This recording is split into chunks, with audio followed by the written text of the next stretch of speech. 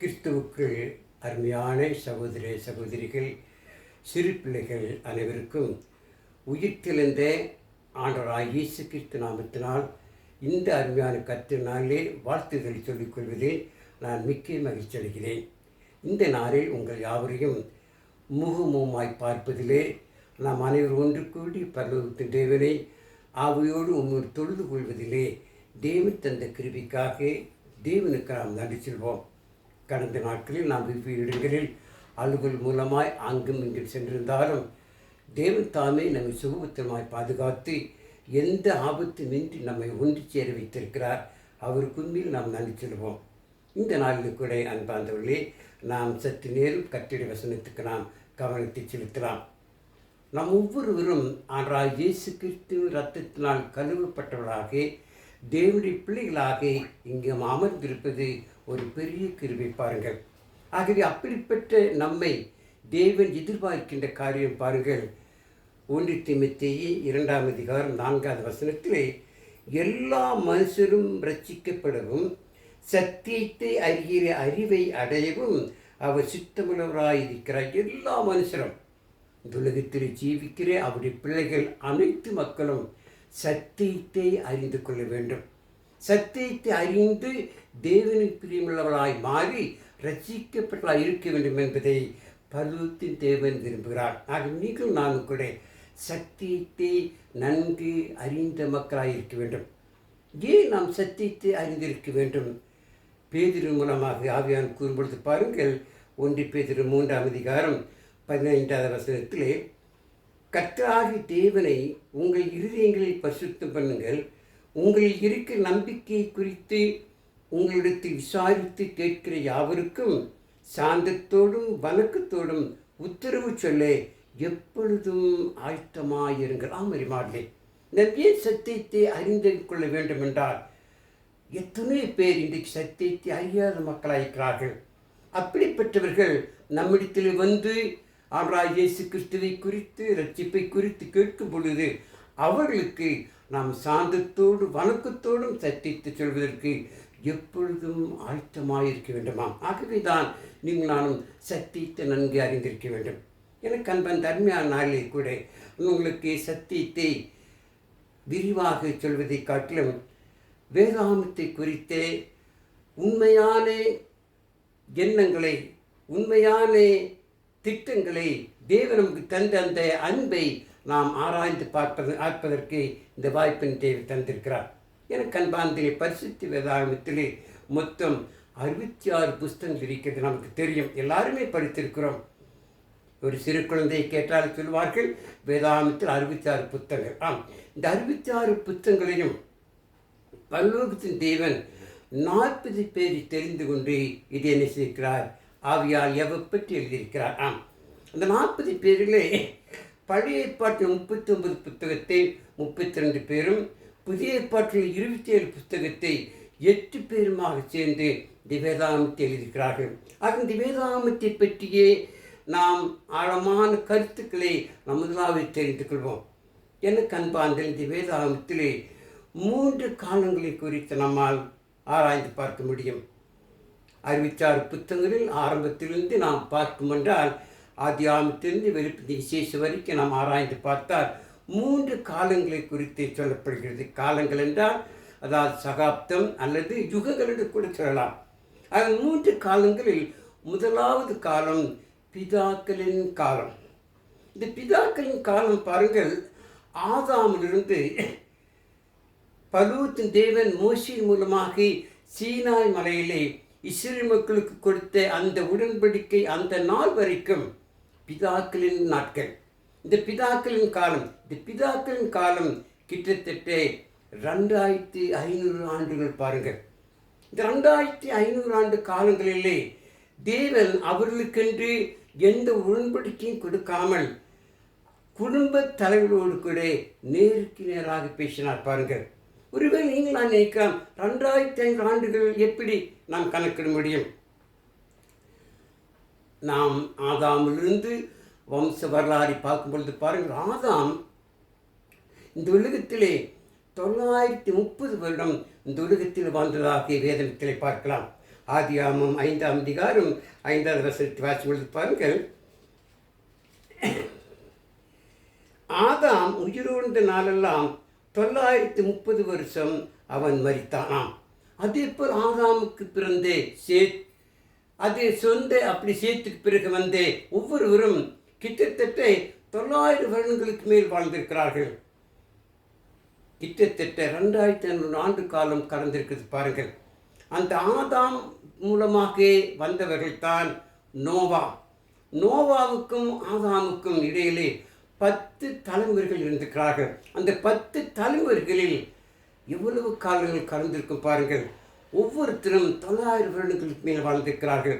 ஆகவே நோவா கூட வேதத்தில் வாசிக்கும் பொழுது நோவாவை குறித்து நான் வாசிக்கும் பொழுது நோவாவுடைய வாழ்ந்த காலம் பாருங்கள்.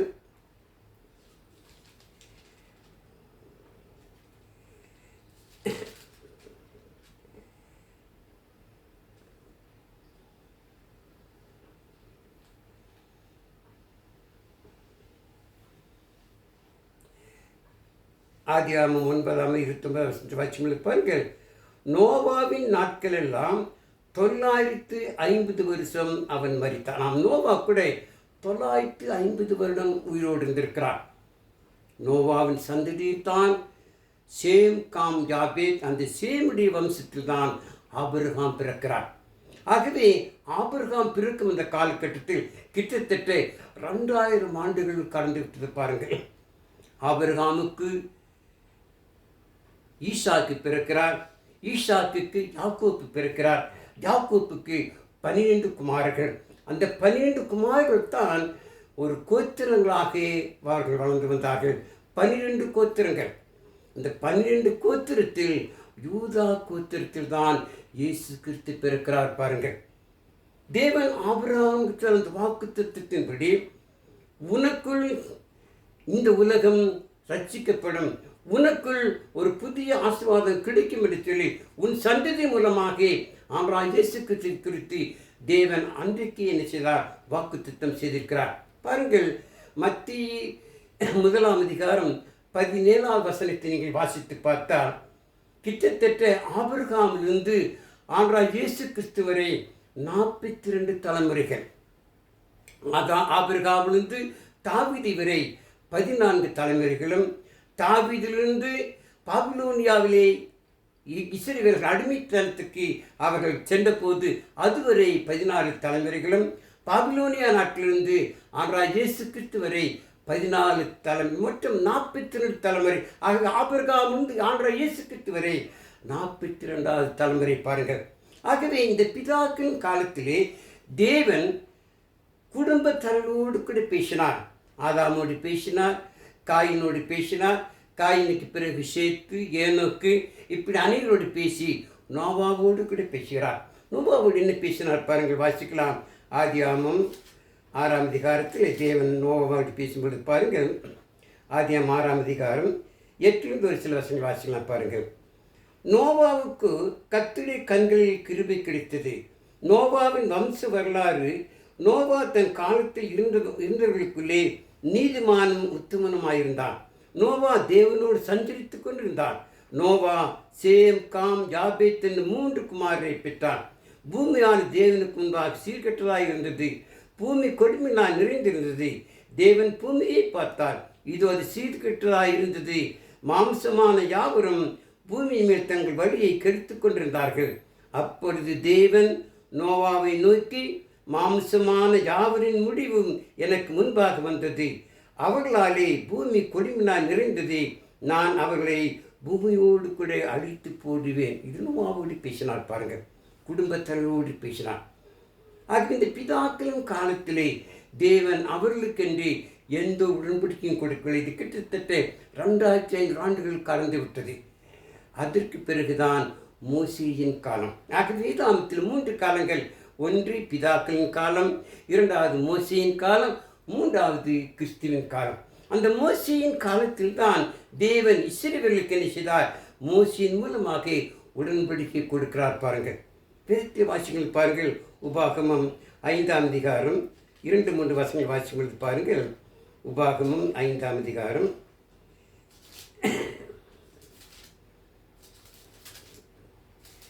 பாருங்கள், நம்முடைய தேவனாய் கர்த்தர் ஓரேபிலே நம்மோடு உடன்படிக்கை பண்ணினார். அந்த உடன்படிக்கை கர்த்தர் நம்முடைய பிதாக்களுடன் பண்ணாமல் இந்நாளில் இங்கே உயிரோடு இருக்கிறே நம்ம எல்லாரோடும் பண்ணினார். பாருங்கள், பரலோகத்தின் தேவன் இஸ்ரவேல் ஜனங்கள் எகிப்து தேசத்திலிருந்து அழைத்து வந்து சீனாய் வனாந்தரத்திலே ஓரேப் என்கிற இடத்திலே மோசேயின் மூலமாக இந்த உடன்படிக்கையை கொடுக்கின்றார். இந்த உடன்படிக்கை என்ன செய்யவில்லை? பிதாக்களோடு பண்ணவில்லை, இங்கே உயிரோடு இருக்கிற நம்ம எல்லோரும் பண்ணார் என்று மோசே சொல்லும் பொழுது இஸ்ரவேல் ஜனங்களோடு இந்த உடன்படிக்கை பண்ணினார். அந்த ஓரேப் என்பதை குறித்து நாம் ஆராய்ந்து பார்க்கலாம். பாருங்கள், ஓரேப் என்பது தேவனுடைய பர்வதம், அது பரிசுத்த பூமி. அங்குதான் தேவன் மோசையை சந்தித்து மோசையை பேசுகிறப்ப யாத்திராகமும் 3ஆம் அதிகாரம் முதல் 5 வசனங்கள் வாசி உங்களுக்கு தெரியும். பாருங்கள், யாத்திராகமும் 3ஆம் அதிகாரம் பாருங்கள். மோசே மீதியான் தேசத்து ஆசாரியனாயிருந்த தன் மாமனாகிய எத்திரோவின் ஆடுகளை மேய்த்து வந்தான். அவன் ஆடுகளை வனாந்தரத்தின் பின்புறத்தில் ஊற்றி தேவ பர்வதமாகிய ஓரேப் மட்டும் வந்தான். அந்த ஓரேப் என்பது தேவனுடைய பர்வதம். அது மாத்திரம் பாருங்கள், அங்கே கர்த்தருடைய தூதனானவர் ஒரு முச்செடி நடுவிலிருந்து உண்டான அக்கினி ஜுவாலையில் நின்று அவனுக்கு தரிசனமானார். அப்பொழுது அவன் உற்று பார்த்து முச்செடி அக்கினினால் ஜுவாலித்து எரிந்தும் அது வெந்து போகாமல் இருந்தது. அப்பொழுது மோசே, இந்த முச்செடி வெந்து போகாது இருக்கிறது என்ன? நான் கிட்ட போய் இந்த அற்புத காட்சியை பார்ப்பேன் என்றான். அவன் பார்க்கும்படி கிட்டே வருகிறதை கர்த்தர் கண்டார். முச்செடியின் நடுவிலிருந்து தேவன் அவனை நோக்கி மோசே மோசே என்று கூப்பிட்டார். அவன் இதோ அடியேன் என்றான். அப்பொழுது அவர், இங்கே கிட்டி சேராயாக, உன் கால்களில் இருக்கிற பாதரட்சியை கலற்றி போடு, நீ நிற்கிற இடம் பரிசுத்த பூமி என்றான். அந்த ஓரேப் என்பது பரிசுத்த பூமி, தேவனுடைய பர்வதம். இந்த ஓரேப்பில்தான் தேவன் மோசேயின் மூலமாக இஸ்ரவேல் ஜனங்களுக்கு உடன்படிக்கை கொடுக்கின்றார். இது கிட்டத்தட்ட சீனாய் மலையிலிருந்து பெந்தேகோஸ்தே நாள் வரைக்கும் கிட்டத்தட்ட 1500 ஆண்டுகள் கடந்து போகிறது. பாருங்கள், இந்த 1500 ஆண்டுகள் தேவன் கொடுத்த அந்த உடன்படிக்கையின்படிதான் அந்த இஸ்ரவேல் ஜனங்கள் செய்தார்கள், கடைப்பிடித்து வாழ வேண்டும். தேவன் கொடுத்த உடன்படிக்கை. இந்த உடன்படிக்கை கிட்டத்தட்ட எத்தனையோ சட்டம் உண்டு. அதை கணக்கிட்டு பார்த்தால், லேவியராக புத்தகத்தில் நான் ஆராய்ந்து பார்த்தால் கிட்டத்தட்ட 613 சட்டங்கள் உண்டு. அதிலே 245 சட்டங்கள் செய்யென்றும் மீதுள்ளவைகள் செய்யாது என்றும், அதாவது ஓய்வு நாளே ஆசரிப்பையாக இது செய்கின்ற சட்டம். கொலை செய்யாதிருப்பாயா என்பது செய்யாது என்ற சட்டம். இப்படி கிட்டத்தட்ட 613 சட்டங்கள் அங்கு தேவனால் மோசே மூலமாக இஸ்ரவேல் ஜனங்கள் கொடுக்கப்பட்டது. இந்த உடன்படிக்கையின்படிதான் இஸ்ரவேல் ஜனங்கள் செய்தார்கள், வாழ்ந்து கொண்டு வந்தார்கள். எகிப்து தேசத்திலே மோசேயின் மூலமாக தேவன், மோசே ஆரின் மூலமாக எகிப்தில் அடிமையாக இருந்த அந்த இஸ்ரவேல் ஜனங்களை தேவன் விடுவித்தார். பாருங்கள், இஸ்ரவேல் ஜனங்கள் எகிப்திலிருந்து கானான் தேசத்துக்கு வருவதற்கு 7 நாள் நடந்து வந்தால் 7 நாளில் வந்து விடலாம். ஆனால் இஸ்ரவேல் ஜனங்கள் தேவனுக்கு விரோதமாக வாழ்ந்ததினார், தேவனோடு முறுமுறுத்ததினார் அந்த 7 நாட்களே 40 ஆண்டுகளாக மாற்றினார். 40 ஆண்டு காலம் வனாந்தரத்தின் விளையாடி செய்தார்கள். இஸ்ரவேல் ஜனங்களை தேவன் அழைத்து வந்தார். பாருங்கள், இஸ்ரவேல் ஜனங்கள் வனாந்தரத்தின் வழியாக அழைத்து வந்த போது எண்ணிலடங்காத அற்புதங்களை அடையாளங்கள் தேவன் செய்தார், இஸ்ரவேல் ஜனங்கள் முன்பு செய்தார். பாருங்கள், எகிப்து தேசம் இஸ்ரவேல் ஜனங்கள் கடந்து வந்த போது, அவர்கள் மோசேயின் ஆவின் மூலமாக வந்த போது அவர்கள் சிவந்த சமுத்திரம் வரை வந்து விட்டார்கள். அடுத்தது சிவந்த சமுத்திரத்தை தாண்ட வேண்டும். பின்னால் பார்வோன் படைகள் துரத்து கொண்டு வருகிறார்கள். அப்பொழுது அந்த இஸ்ரவேல் ஜனங்கள் மோசேயோடு முறுமுறுக்கிறார்கள், வாக்குவாதம் செய்கிறார்கள், சண்டை போடுகிறார்கள். இதோ எகிப்து தேசத்திலே இந்த பார்வோன் படை எங்களை துரைத்து கொண்டு வருகிறது, இப்படி சிவந்த சமுத்திரத்தில் வந்திருக்கிறோமே, நாங்கள் எல்லாம் சிவந்த சமுத்திரத்திலே விழுந்து சாவலாம், நாங்கள் எப்படி காப்பாற்றப்படுவோம் என்று கேட்ட பொழுது மோசே தேவனோடு கூட பேசினார். உடனே தேவன் சொன்னார், மோசே, உன் கையில் இருக்கிற கோலை அந்த சிவந்த சமுத்திரத்தின் மேல் போடு. உடனே மோசே போட்ட பொழுது அந்த சிவந்த சமுத்திரம் இரண்டாக பிளந்ததை பாருங்கள். அங்கு அருமையான ஒரு பாதை உருவானது. அந்த பாதையின் வழியாக இஸ்ரவேல் ஜனங்கள் செய்தார்கள், கடலை கடந்து வந்தார்கள். கடலை கடந்து வந்த பிற்பாடும் மீண்டுமாக அந்த பார்வோனுடைய ஜனங்கள் இஸ்ரவேல் ஜனங்களை துரைத்து கொண்டு அந்த சிவந்த சமுத்திரத்துக்கு வந்து விட்டார்கள். உடனே தேவன் மோசையோடு பேசும் பொழுது உன் கோலை மீண்டுமாக அந்த சமுத்திரத்தில் போடுகின்ற பொழுது அந்த சமுத்திரம் ஒன்றாக சேர்ந்தது. அந்த பார்வோன் படைகள் சமுத்திரத்தில் அழிந்து போய் இப்படி தேவன் இஸ்ரவேல் ஜனங்களை காப்பாற்றினார் பாருங்கள். அது மாத்திரமல்ல, வனாந்தரத்திலே வந்தபோது மோசையோடு வாக்குவாதம் கேட்கிறார்கள். என்னவென்று, நாங்கள் எகிப்து தேசத்திலே கஷ்டப்பட்டாலும் ஏற்ற நேரத்தில் என்ன செய்வோம், சாப்பிடுவோம், இங்கே வந்து எங்கள் சாப்பிட்றதுக்கு ஒன்றுமே இல்லை என்று கேட்டார்கள். உடனே மோசே தேவத்தில் கேட்ட பொழுது தேவன் அவர்களுக்கு தினந்தோறும் அதிகாலை வேளையிலே மன்னாவை அவர்களுக்கு கொடுத்து போஷித்தார். ஒவ்வொருவருக்கும் ஒரு படி அளவு, ஒரு குடும்பத்தில் 5 பேர் இருந்தால் அந்த 5 படி அளவு தான் என்ன செய்ய வேண்டும், அவர் மன்னாவை எடுக்க வேண்டும். ஆனால் இல்லை செய்வார்களாம், சீக்கிரமாக புறப்பட்டு போய் ஒரு பெரிய துப்பட்டாவை எடுத்துப்போய் துப்பட்டா நிறைய என்ன செய்வார்கள், மன்னாவை எடுத்துக்கொண்டு வீட்டுக்கு வருவார்கள். உங்கள் வீட்டுக்கு வந்தால் அந்த 5 பேருக்குரிய அந்த 5 படி அளவு தான் மன்னா. அப்படி தேவ சட்டத்தை மீறி தேவனுக்கு விரோதமாக வாழ்ந்தார்கள். இங்கே 1 கொரிந்தியர் 10ஆம் அதிகாரத்தை வாசித்தார். அவர்கள் இஸ்ரவேல் ஜனங்கள் தேவனுக்கு விரோதமாக வாழ்ந்திருந்தால் என்ன செய்தார்கள், அவர் வனாந்தரத்திலே அழிக்கப்பட்டார்கள். வாசிக்கலாம் பாருங்கள், 1 கொரிந்தியர் 10ஆம் அதிகாரத்தில் திருப்புவோம்.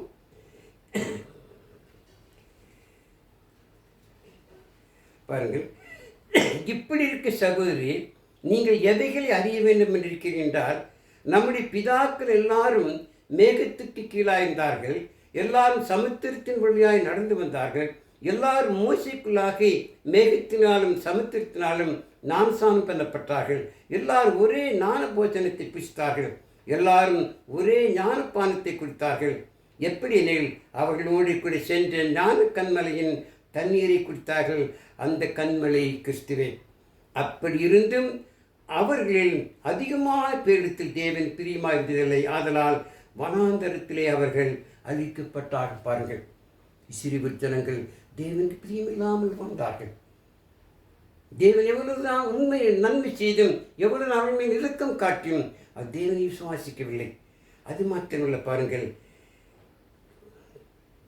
அவர் இச்சித்தது போல நாமும் பொல்லாங்கானவைகள் இச்சாதபடிக்கு இவைகள் நமக்கு திருஷ்டாந்தங்களாக இருக்குது. பாருங்கள், பழைய பாட்டின் காலத்திலே இஸ்ரவேல் ஜனங்கள் வாழ்ந்த வாழ்க்கை தேவன் பிரியமில்லாமல் வாழ்ந்து அழிக்கப்பட்டது.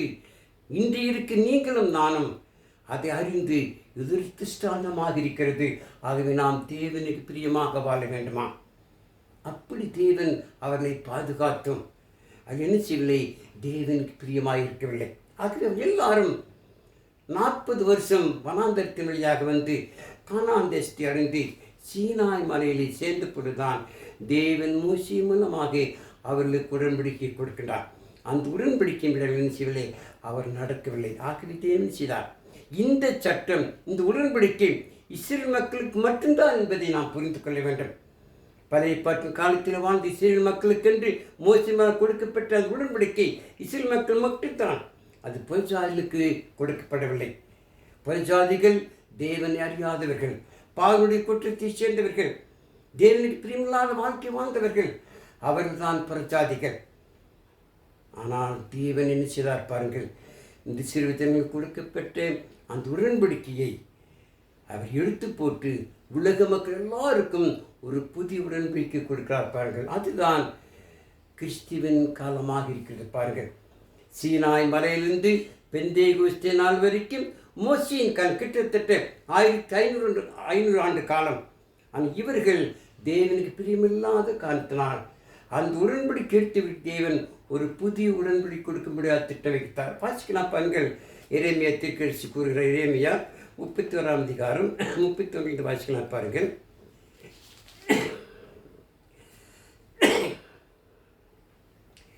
இதோ நாட்கள் வரும் என்று கர்த்தர் சொல்லுகிறார், அப்பொழுது இஸ்ரவேல் குடும்பத்தோடும் யூதா குடும்பத்தோடும் புது உடன்படிக்கை பண்ணுவேன்.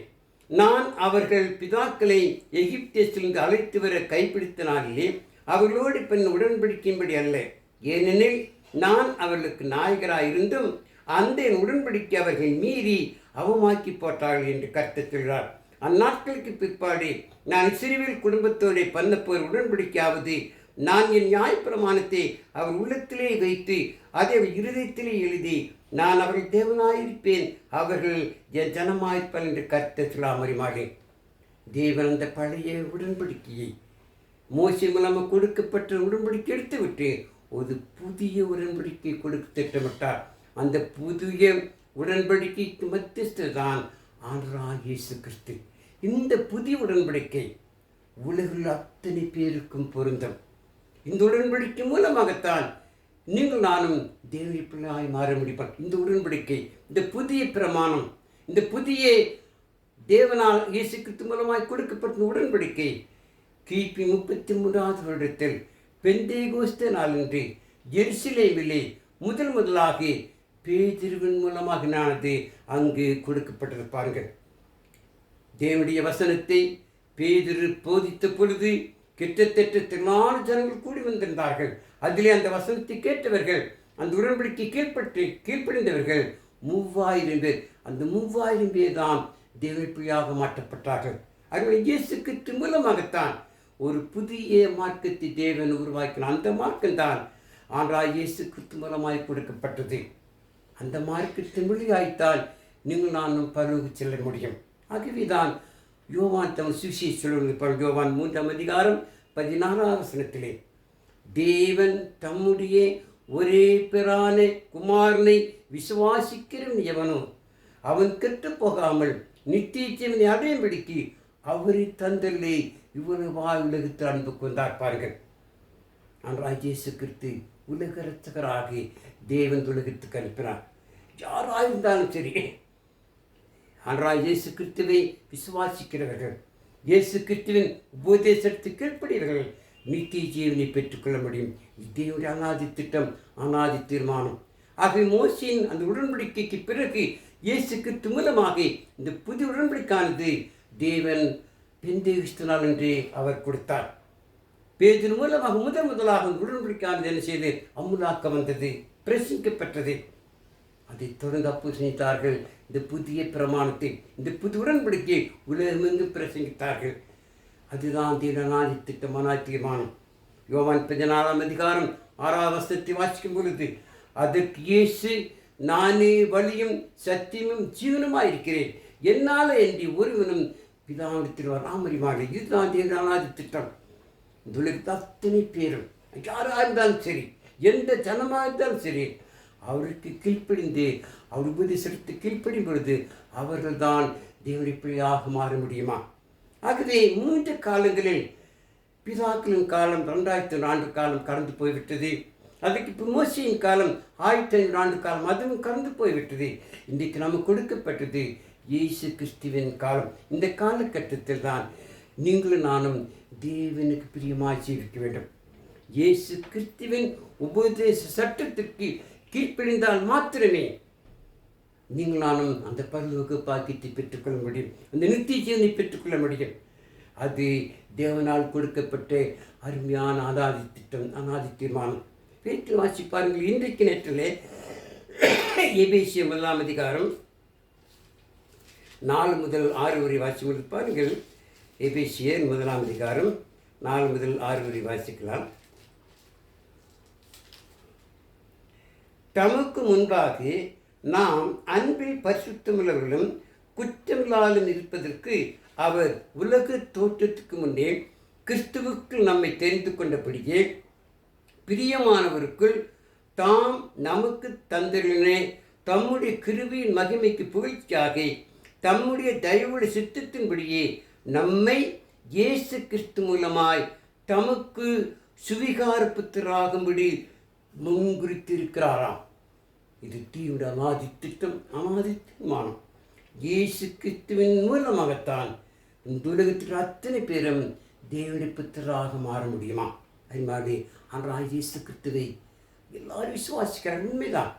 விசுவாசத்தால் மாத்திரம் நாம் தேவனுடைய பிள்ளையாய் மாற முடியாது. யோவான் 8ஆம் அதிகாரம் 30-32 வாசியங்கள் பாருங்கள். அநேகர் ஆண்டவராகிய இயேசுக்கு சொன்ன வார்த்தையை கேட்டு இயேசுவை விசுவாசித்தார்கள். அவர்களை பார்த்து ஆண்டவர் சொன்ன இந்த வார்த்தையை பாருங்கள். யோவான் 8ஆம் அதிகாரம் 30-32 வாசிக்கலாம்.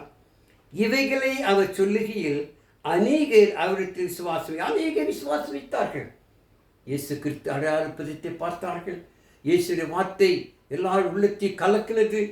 அது அதிகாரத்தோடு பேசினார், தேவனுடைய வசனங்களை பேசினார். அநேகதை கேட்டு அவரை விசுவாசித்தார்கள். அப்படி விசுவாசித்த அந்த ஜனங்களை பார்த்தாரு சொன்ன வார்த்தை பாருங்கள். இயேசு தம்மை விசுவாசித்து யூதர்களை நோக்கி, நீங்கள் என் உபதேசத்தில் இருந்தால் மெய்யாகவே என் சீஷராயிருப்பீர்களாம். இது தேவனான திட்டம். இயேசு கிறிஸ்துவின் உபதேச சட்டத்தின்படி வாழ்ந்தால்தான் நாம் இயேசு கிறிஸ்துவின் சீஷராக, அது இயேசு கிறிஸ்துவை பின்பற்றுகிற மக்களாக இருப்போம். பாருங்கள், அடுத்த வசனத்தை வாசிக்கும் பொழுது, சத்தியத்தை அறிவீர்கள், சத்தியம் உங்களை இதுதான் சத்தியம். பாருங்கள், இந்த சத்தியம்தான் பெந்தேகோஸ்தே நாளன்று பேதுரு மூலமாக பிரசங்கிக்கப்பட்டது. அந்த சத்தியத்தை கேட்டவர்கள் தேவனுடைய பிள்ளையாய் மாற்றப்பட்டார்கள். தொடர்ந்து அங்கு சுவிசேஷம் பிரசங்கிக்கப்பட்டு உலகம் முழுவதுமானது சபையானது ஆரம்பிக்கப்பட்டு வந்தது. எனக்கு அன்பாங்களே, கிபி 325ஆம் ஆண்டு வரை எல்லாரும் தேவனுடைய பிள்ளையாகி கிறிஸ்துவின் சபையிலே, தேவனுடைய ராஜ்யமான சபையிலே அங்கமாயிருந்தார்கள். பாருங்கள், முதலாக அந்தியோக்கிய பட்டணத்தில் தான் தேவனுடைய பிள்ளை ஒன்று கூடி தேவனுடைய பிரியமாக வாழ்ந்திருந்தால் 1 வருஷம் கழித்து அவர்களுக்கு கிறிஸ்தவர்கள் என்ற பெயரானது வழங்கப்பட்டது. அப்போஸ்தலர் 11ஆம் அதிகாரம் 26ஆம் வசனத்தை வாசித்தால் நமக்கு தெரியும். அங்குதான் அந்தியோக்கிய பட்டணத்தில் தான் முதலாக தேவனுடைய பிள்ளைகளுக்கு கிறிஸ்தவர்கள் என்ற பெயரானது வழங்கப்பட்டது. ஏன்? அவர் கிறிஸ்துவுக்குள் ஜீவித்து இன்றைக்கு நீங்கள் நான் இருக்கிறேன் கிறிஸ்தவர்களாக இருப்பது ஆனால் இயேசு கிறிஸ்துவனுடைய உபதேச சட்டத்தின்படி வாழ்வதன் மூலமாக. இது புதிய பிரமாணம் தேவனுக்கு கொடுக்கப்பட்டது. இதை குறித்து எபிரேயர் ஆசிரியர் சொல்வது பாருங்கள். எபிரேயர் 8ஆம் அதிகாரத்திற்கு போவோம். எரேமியா தீர்க்கதரிசி சொன்னதைத்தான் தொடர்ந்து எபிரேயர் ஆசிரியர் கூறார்கள். எபிரேயர் 8ஆம் அதிகாரம் 7 வாசலாக பாருங்கள். அந்த முதலாம் உடன்படிக்கை பிழையில்லாதிருந்ததானால் 2ஆம் உடன்படிக்கைக்கு இடம் தேட வேண்டியதில்லையே. அவர்களை குற்றப்படுத்தி அவர்களை நோக்கி, இதோ கர்த்தர் சொல்கிறது என்னவெனில், இஸ்ரவேல் குடும்பத்தோடும் யூதா குடும்பத்தோடும் நான் புது உடன்படிக்கை ஏற்படுத்தும் காலம் வருகிறது. அவருடைய பிதாக்களை எகிப்திலிருந்து கொண்டு வரும்படிக்கு நான் அவருடைய கையை பிடித்த நாளிலே அவர்களோடு பண்ண உடன்படிக்கை போல இது இருப்பதில்லை. அந்த உடன்படிக்கையிலே அவர்கள் நிலைநிற்கவில்லையே, நானும் அவர்களை புறக்கணித்தேன் என்று கர்த்தர் சொல்கிறார். ஆம், இஸ்ரவேல் கொடுத்த உடன்படிக்கையை அவர்கள் நிலைநிற்கவில்லை, ஆகவே சிலர் புறக்கணித்தார். ஆகவே எல்லாருக்கும் பொதுவாக தேவன் ஒரு புது உடன்படிக்கையை கொடுத்தார். பாருங்கள், அதே அதிகாரம் கடைசி வருஷத்தில் வாசிக்கும் பொழுது, புது உடன்படிக்கை என்று அவர் சொல்லுகிறதுனாலே முந்தினதை பழமையாக்கினார், பழமையானதும் நாள்பட்டதுமாயிருக்கிறது, உருவழிந்து போகும் காலம் சமீபித்திருக்கிறான். ஆனால் இயேசு கிறிஸ்துவுடைய உபதேச சட்டம் வந்தபோது அந்த பழைய பிரமாணமானது கடந்து போய்விட்டது. இன்றைக்கு நீங்கள் நானும் ஒரு புதிய பிரமாணத்துக்கு நாம் செய்கிறோம், அடிமைப்பட்டிருக்கிறோம். அந்த புதிய பிரமாணம் தான் இயேசு கிறிஸ்துவின் உபதேச சட்டம். ஆகவே இந்த கிறிஸ்துவின் காலத்திலே ஜீவிக்கு நீங்கள் நானும் இயேசு கிறிஸ்துவின் உபதேச சட்டத்துக்கு கீழ்ப்பதாக இருக்க வேண்டும். இது சுயாதீன பிரமாணம். பாருங்கள், யாக்கோபு கூறும்பொழுது பாருங்கள், யாக்கோபு 1ஆம் அதிகாரம் 25ஆம் வசனத்தை வாசிக்கும் பொழுது, சுயாதீன பிரமாணமாகிய பூர்ண பிரமாணத்தை உற்று பார்த்து அதிலே நிலைத்திருக்கிறவனே கேட்கிறதை மறக்கிறனாயிராமல் அது கேட்ட கிரியை செய்கிறாயிருந்து தன் செய்கையில் பாக்கியவானாய் நீங்கள் நான் பாக்கியவான்கள். புதிய பிரமாணத்தின்படி சுயாதீன பிரமாணமாகிய ஆண்டவராகிய இயேசு கிறிஸ்துவின் உபதேச சட்டத்தின்படி நடக்கும் பொழுது நீங்களும் நானும் இன்றைக்கு பாக்கிய பெற்ற மக்களாக இந்த திட்டத்தை, இந்த தீர்மானத்தை நம் மனதிலே பதிய வைத்திருக்க வேண்டும். பழுத்து தேவன் நாம் எல்லாரும் நடிப்பிலாய் மாற வேண்டும் என்பதற்காக அவர் அருமையான இந்த சட்ட புத்தகத்தை கொடுத்தார். அது உபதேச சட்டம். இதான் பரிசுத்த வேதாகமம். இந்த பரிசுத்த வேதாகமத்திலே இன்றைக்கு நாம் 3 காலங்களை குறித்து ஆராய்ந்து பார்த்தோம். பிதாக்களின் காலம், அது பிதாக்களுக்கென்று தேவன் குடும்ப தலைவரோடு பேசின காலம் அது 2500 ஆண்டு காலம் கடந்து போய்விட்டது. அதுக்கு பிறகு மோசேயின் காலம், சீனாய் மலையிலிருந்து பெந்தேகோஸ்தே நாள் வரைக்கும் மோசேயின் காலம்.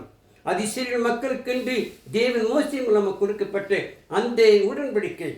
அந்த உடன்படிக்கை என்ன செய்யவில்லை, அவர் நடக்கவில்லை. ஆகவே தேவன் செய்தார், ஒரு புது உடன்படிக்கை கொடுத்தார். பெந்தேகோஸ்தே நாளிலே அந்த பேதின் மூலமாக கொடுக்கப்பட்ட உடன்படிக்கை ஆண்டவராகிய இயேசு கிறிஸ்து வருவரை செல்லும். பாருங்கள், அந்த உடன்படிக்கை புதிய ஏற்பாட்டிலே கொடுக்கப்பட்டது. ஆகவே ஆண்டவராகிய இயேசு கிறிஸ்து கர்த்தருடைய சபையிலே ஆண்டவராகிய இயேசு கிறிஸ்து அந்த சபைக்கு ராஜாவாக இருக்கிறார். அவர் தலையாக இருக்கிறார். அந்த தலையிலே அவர் சபையானது சரீரமாக இணைந்திருக்கிறது. அந்த சரீரமான சபையிலே நீங்கள் நானும் அவங்களாக இணைக்கப்பட்டிருக்கிறோம். நமக்கு கொடுக்கப்பட்ட சட்ட புத்தகம் புதிய ஏற்பாடு.